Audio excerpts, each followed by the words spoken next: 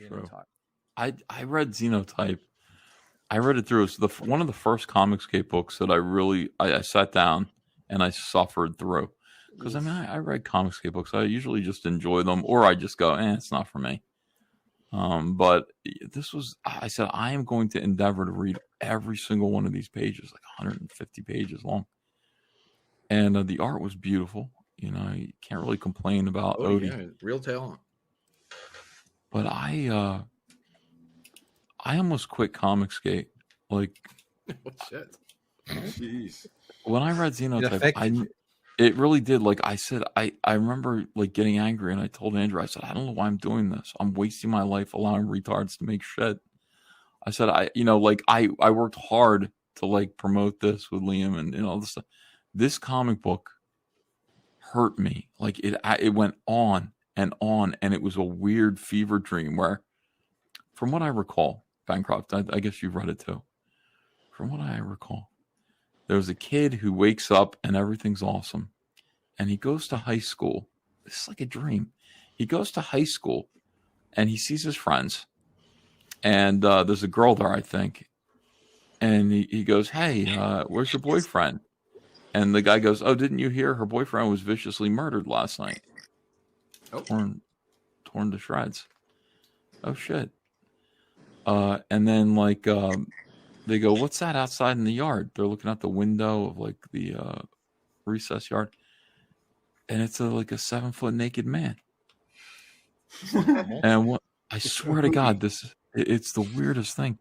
And they go, I challenge you to fight him. And one of the boys goes, all right, I'm going to go fight him. So they go out, and the naked man goes, like, at last we meet. And the naked man beats the living shit out of this guy, like beats the fuck out of him.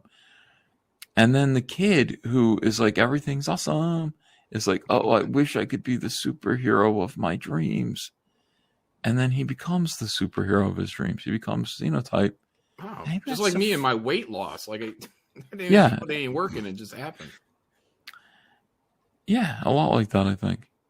And so he's like, I'm going to fight. So then the naked man becomes a lion scorpion monster. Ooh. Natural. And they fight. They don't really fight. They mostly trade, like, intimidating threats.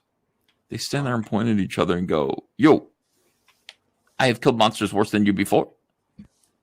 And then, like... I think that's a common trait in the mangas. Like, they like to spend a vast amount of page counts on the taunts.